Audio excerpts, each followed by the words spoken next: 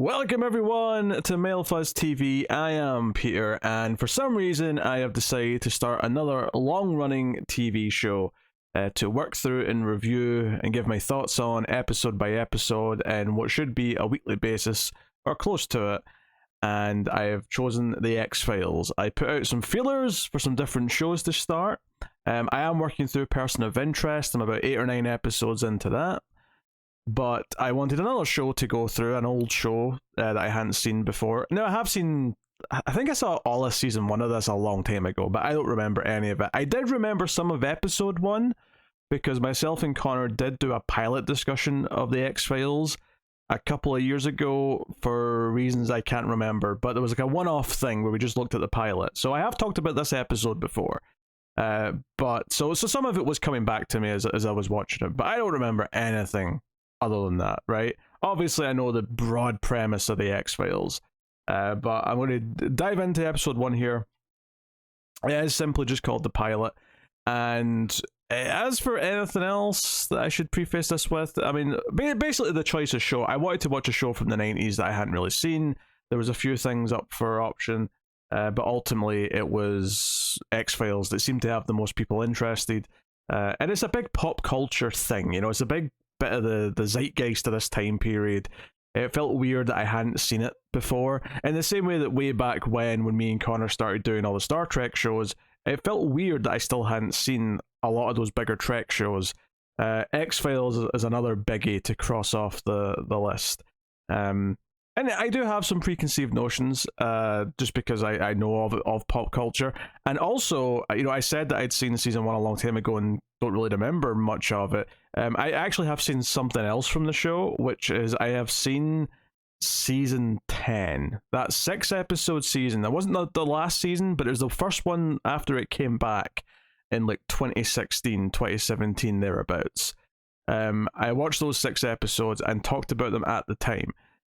With others, which was a weird experience having not seen the rest of it. I had mixed feelings on most of those episodes. There was one kind of good one I remember in the middle, but that was in the context of having not seen the rest of the show. My interest here is primarily the original 9-season run, and I guess the movie/movies. One was during the show, one's after the show, the original portion of the show. Obviously it then came back for 2 more seasons. So yeah, big sci-fi, you know, mainstream TV hit. This was the zeitgeist in the 90s of alien abductions. This was just before Fire in the Sky, and even the captions in this episode, and I assume all the episodes going forward, feel very reminiscent of something else that was big at the time that fed into this, which was the paranormal investigation show. They, you know, it comes up the location at the bottom, and other shows with FBI do that. You know, Mindhunter does that. You know, a much newer show, not about paranormal stuff, but the way this would come up at the bottom as the creepy piano music played, it was very reminiscent. And I've not seen any of those types of shows since I caught them casually, occasionally on TV in the 90s. Maybe they were being repeated into the early 2000s, and I might have caught 1 or 2 then. But it's not something I watched a lot of. It was something I was vaguely interested in, not because I think if I actually went back and watched any of those shows, I'd probably think they were quite lame. Maybe with a bit of nostalgia. But as a kid, I was interested in aliens. I was interested in creepy stories and stuff like that. So there was a little bit of interest then. And I imagine the only reason why I didn't see a lot of X-Files when it was airing is just because I was just a little too young. You know, I was, 3, I think, when this started. I remember it being advertised when I was watching Buffy and Angel, you know, towards the end of the 90s, and the early 2000s. You know, I remember them, you know, it was because it aired on the same channel in the UK. They were all on Sky One, at least for a good portion of the time anyway. And I remember there being buzz about big events happening later on in the show and them advertising that a lot. So, you know, it does feel like I'm going back and filling in a gap in something that seemed like it was interesting, but it was so like far into it by the time I was aware of it that it just, you know, and I know that there's, you know, a negative kind of consensus around some of the ending stuff.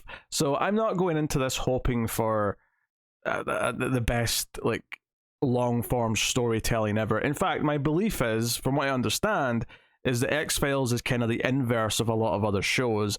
Most other shows of this time period, especially when I think of stuff like Buffy or anything like that, is that typically the episodes that are about the ongoing arc, you know, the greater mythology of the TV series, are the ones that people are get the most excited about. You know, when I'm talking about the hit television show Buffy the Vampire Slayer, I'll probably think of, like, you know, if I'm thinking of season 2, I'll think of the episodes that deal with the season plot, the stuff with Spike and Drusilla and Angel. Like, that's the episodes that stick out the most. And there's some fun standalone episodes, but you tend to get more excited by the overall story episodes more than the standalone episodes, although there are some really fun ones. With X-Files, the general consensus that I seem to get from the internet is that X-Files has great standalone episodes, great creepy standalone episodes, and the overall plot episodes, because they kind of maybe build up to an unsatisfying conclusion or whatever, don't seem to be as appreciated quite as much. And I'm curious, actually, from people who watched X-Files as it aired, I'm curious if that was the feeling even early on in the show, or is that just a feeling in hindsight because, you know, the overall story never amounted to some great finale and answers and things like that? Is that just because in hindsight you appreciate it more for what you were getting week to week, as opposed to the little things that were being teased along the way that never maybe were that satisfying in the end? I don't know. I'm curious to your thoughts on that in the comments. But anyway, that's a bit of a preamble. That's a good 5 or so minutes of this done. What do I talk about with episode 1? I mean, I guess I talk about the introduction to the characters, the overall feel of the show, because I feel like the actual plot of episode 1 doesn't feel like it's that important or that big a deal. You know, it's fine. You know, there's moments of it that are good. But as per usual with shows like this, I think, at least with episode 1, the most interesting parts of this were how our 2 lead characters respond to the various things that happen along the way in the plot. So, you know, X-Files, the setup of the first episode, you know, is mostly setting up what the status quo is, which is the agent Scully, Dana Scully, played by Gillian Anderson, is appointed to assist Fox Mulder, played by David Duchovny, in the X-Files. He already works in the X-Files, which is the basement division that is seemingly tasked with looking into unknown phenomena, as it's phrased in the show. And it's something that he seemingly resurrected on his own and has taken a personal interest in it. And Scully has been assigned to sort of assess if it's worth even doing. She even says, when she's been sort of tasked with this in her interview, "Are you wanting me to debunk this? Or you want me to debunk Mulder's investigations?" And they're not willing to say that, but that seems to be the implication, is that you're there to sort of just prove that he is wasting our time and money, and, you know, go from there. But of course, she's the skeptic. Fox is not, you know, Mulder's not the skeptic. He's the one who believes in all this shit. And I think that's maybe one of the most interesting things about watching episode 1, is I knew that was the setup, you know, just from pop culture. Scully's the new person, she's the skeptic. Mulder's the one who believes in the aliens. I think what surprised me watching this is that Mulder, like, obviously we get later on a bit of backstory about why he's so invested in this and why he does believe this stuff, and he makes these little quips and jokes like almost immediately as soon as he meets Scully, and that's all fine. He's got a bit of a sense of humor. He's got some one-liners here or there. You know, when they go to the town in Oregon where they're investigating this murder that the episode revolves around, or I say murder, I mean, he thinks it may be a murder. You know, there's a dead body. They're investigating a dead body. And the coroner is very upset because they're exhuming and double-checking his work, and he leaves in a huff. Mulder has a little one-liner where he says, "Oh, maybe he needed a longer vacation." It's not that funny, but it's just the type of humor that Mulder has. You know, there's little lines like that peppered throughout. But I think what caught me off guard, though, is like just how quick he is to jump at anything. He says to Scully early on that, you know, he needs to, you know, have this stuff proven to him as well. You know, it's just when they're looking at the dead body, which has got some interesting features, shall we say. The head is kind of changed shape enough that Mulder's explanation, or sorry, Scully's explanation is probably a primate of some kind, maybe like an ape or something. Maybe the head's been swapped out. And obviously, I'm watching a sci-fi show, so I'm thinking, oh no, the head's changed shape because of alien activity. And it's okay for me to think that because I'm a viewer watching a TV show. But Mulder is like immediately jumping to these things. Like he just whiffs something slightly out of the ordinary, and he's immediately like, "They're among us. They're among us." Like he is excited that he thinks that aliens are happening. So he is very quick to jump to these things. Of course, there are actually things in the episode that give him some, backup. So some events that give you just enough of that little curiosity for Scully especially, but for the audience too, where something weird happened there that can't be explained. And those moments tend to be my favorite. Is something as simple as the lost time. There's a moment in this episode where they're driving down the road and they lose about 10 minutes. Right, there's a couple of quick flashes of white. And then they realize they're in the pouring rain, so there's a lot of atmosphere. Rain's used a lot in this episode, actually, to add some atmosphere. But they're in the rain, and they're like, hey, it was, 9:03 or whatever right before we stopped, and now it's 9:13. And they can't explain it. But it happens to be the same spot where the radio had some hiccups earlier on. When they're driving into town at the start of the episode, the radio sort of turns on by itself, and Mulder gets out and like marks an X on the road. Just for reference, and sure enough, when this happens later on driving down the road where they lose time, it's right at this spot, which is interesting because later on it feels like it's less to do with a specific location and more to do with like certain people being controlled by a signal. But I guess because it's all related to this forest that they're driving next to, maybe that's like on the perimeter of where like the signal or the weirdness is ending or something. So there's definitely some specifics once you start thinking about these creepy details of like, okay, how did some of this work though? But as a moment in and of itself, it's quite effective, and it leads to a good moment in the motel where Scully starts checking her back for these two little marks, because the dead body at the start of the episode, some previous people who have died in this town who are all from the same graduating year of high school of 1989, which is a good year. It's the year I was born. But they all have these like two little like marks in their back that look kind of like baits or something like that. And there's some weird chemical makeup of the surrounding tissue they go into. But Scully's like checking her back quite feverishly. It also feels like an excuse to have a sexy Gillian Anderson take off a lot of her clothes, to be honest. In episode 1, I feel like they were trying to like grab the men like attention span and say, hey, you might get more of this if you keep watching every week. If I'm being cynical, I might say that, but it's a good moment though from a character perspective, because she's worried, and it shows that in some level she may be like not that she believes, but there's just the fact that she's checking her back for these marks because they went through this time skip moment, and she's sort of realizing that maybe there's something there.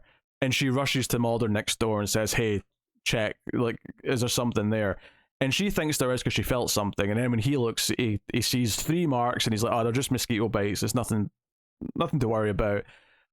But this leads, the fact that she's made herself a little bit vulnerable by being scared by this, and that there's maybe something to be scared of, and like having those feelings, it leads to them having their first and only real heart-to-heart of this episode. But it's very important because it's like, enough of a human connection between them that she's not just going to view him as the psycho alien conspiracy theorist, right? Even though he has a lot of conspiracy theories, by the time we get to the end of this heart to heart, he's talking about how he thinks that the government and the FBI are hiding something from everyone, and he's getting close to it and he wants to find out.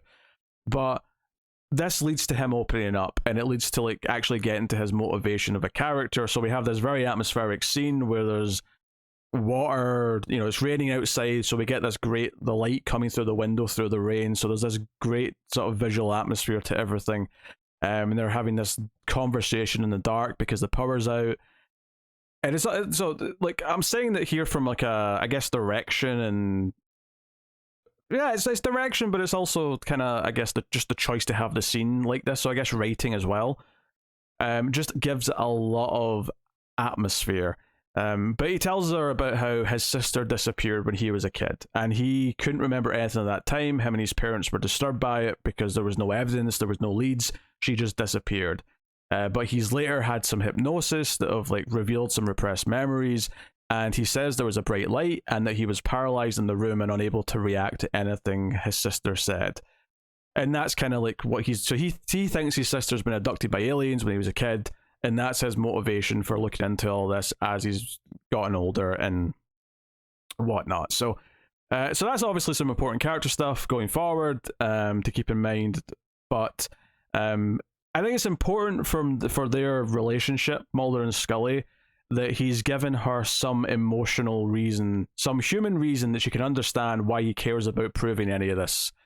And you can also, she might even look at it and say, well, this has made you biased. It's made you look for kind of like, basically, she might use this in the future to say, you're using confirmation bias. Arguably, he's repeatedly doing that throughout this entire episode. But there are obviously details that are unexplained. But I do think that personal connection, so she can sympathize with him and sympathize with what he's trying to do, is important for why she'll maybe like give him some benefit of the doubt, or at the very least entertain his bullshit for a while, for now, until she has more reasons to entertain his bullshit. But right off the bat, that's something that's smart to do. I mean, the actual case, by and large, though, is that there's this kid who is referred to repeatedly as a vegetable. He's in like the hospital, and the nurse even cracks a joke about the produce section. Like, this is my section of the produce section, or something like that.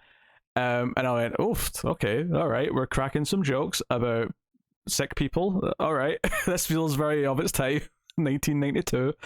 I think it's 92 anyway.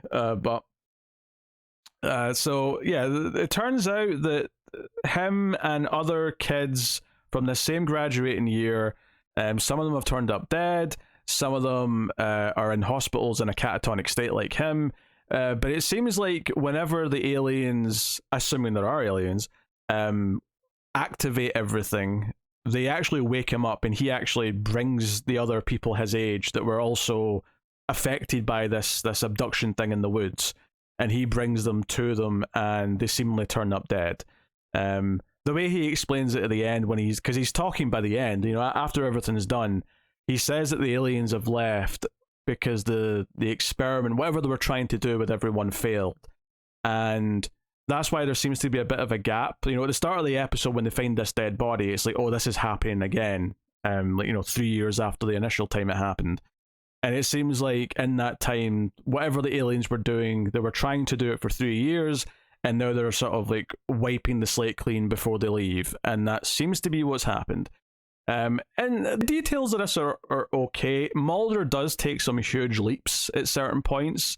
When Mulder just immediately jumps to, oh, it's the catatonic kid Billy who's like taking the victims out to the woods, it does feel like he's making a huge leap there. He turns out to be right. And I did enjoy, Mulder finding dirt on his feet in the bed, and it's like, oh no, Mulder, sorry, Scully found the feet. Why I'm swapping their names back and forth, I don't know. Maybe it's because I've not watched enough of the show yet, so their names aren't ingrained in my heads, but I know which one's which. I just seem to keep swapping them. Anyway, Scully finds dirt on his feet, and it's like, oh shit, what does this mean? Right? All this. We also have the fact that someone's trying to erase their investigation. Someone, burns down the motel rooms with all the evidence inside it. Someone's clearly trying to erase the record of this, and it's kind of open as to who's actually doing this. Is this the cop dad of Billy and the local guy in the town who are trying to cover everything up? I was actually a little bit conflicted at the end as to how much they seemed to understand what was going on. Like, they were clearly trying to cover things up, but at the same time, he did seem to react kind of urgently when Mulder suggested that his son was like going to let this girl or either be killed or actively be the one to kill the girl, and then he kind of snapped into action, and that confused me a little bit because I was like, well, clearly everyone that's been involved in this has been dying. I'm not really sure what you thought your son was doing out here necessarily, but so that was a little weird murky detail that didn't quite sit completely right for me. But everything being erased, someone is like, is this Is this people in the town? Is this the aliens making one of the kids that are being controlled do it? Or is the, I mean, I say kids, they're all like 21 or whatever now, but you know what I mean. Those are interesting questions. And then, of course, the larger sense is that the FBI are also covering things up. There's the mysterious smoking man who's there when Scully's being brought in and given her assignment. He's there again when she's being debriefed and when the kid's been interviewed. And then eventually we see him, the end of the episode is him taking the one piece of evidence that survived. Because that's the thing, at the end of the episode, like, Scully's being debriefed, and they're saying how they can't really believe any of this. She has no real proof of any of these things that happened, and she whips out of her pocket. We didn't know as the audience until this scene that this had survived because she had it in her pocket. We thought it was gone with the rest of the evidence. But all of the young people involved that had been controlled, and most of them had later turned up dead, including Billy, who's now alive and talking, is they all had this mysterious metal rod sort of shoved up their nose, like right up into their cranium. And it's made of something that can't be explained. It is not, whatever it is not on the periodic table. So it's like, oh, this is actually kind of a smoking gun. This is something that says, hey, there's at least something weird going on here, even if you're not ready to believe aliens. And at the end, it seems like the smoking man has put this into a secret failing evidence room under the Pentagon. It's almost like the end of Raiders of the Lost Ark, where there's just all these failing cabinets and shelves of things, and he's just like sort of putting it in, and it looks like there's a set of very similar devices. Like there's been other abduction events around the country that they have retrieved these types of devices from. They don't look at the exact same, but they're close enough that you suspect that they're all doing the same thing. So that's interesting from the greater mystery. I think the weird thing getting into this show now, especially knowing that by and large people aren't that satisfied with the end of the mystery when the show's all said and done, is that I'm kind of not really feeling attached to that part of it. Like, I'm curious what they do with it, and the scenes themselves are well enough done, but I think because I don't want to feel that disappointment, I'm just instinctually not getting attached to that part of it quite as much. I think I'm more interested in following the characters and maybe witnessing how Scully's going to go from being a skeptic to being someone who does believe. Because she repeatedly asked for the truth in this. And that phrase, the truth is out there, does not appear in this episode, but of course is very big in the, it's related to the show. Everyone knows that sentence, who was alive during the 90s, relates to the X-Files. The subject of the truth is brought up a lot in this episode. The actual exact phrase, the truth is out there, I don't believe is uttered in this episode. I could be wrong, maybe I missed it. I think at one point Scully, before they go on the trip, on the plane to Oregon, I think at one point she says, the truth is there, you just have to know where to look for it. But I don't think she ever says the truth is out there. I guess I'm on watch for the famous phrase popping up. I imagine it'll happen at some point. But, yeah, so... some other things to note, there's some fun, they play with the possible alien moments. There's a moment when they're in the woods looking for evidence, and there's a bright light coming from behind the trees, and it feels very alien abduction-y. And it turns out just to be a car, car lights, headlights coming through the woods, and it's someone telling them to get lost. It's the local sheriff saying they're trespassing. But for a good little moment, and it's just this little thing where... all these moments, by and large, happen to Scully because she's the skeptic, and it's that sort of thing where as she's starting to believe just a little bit, if she's a little scared, less so that scene because the light could be anything, right? It looks alien-esque to us because we're watching a show about UFOs and shit, but specifically the scene where she's checking for the marks on her back, it feels like, oh, are you starting to believe? And even if she doesn't believe there's aliens per se, she's at least believing there's a connection between those marks, the missing time, and a lot of these people turning up dead. That's at least enough, something tangible for her to believe in. And that to me is the most interesting part of the episode.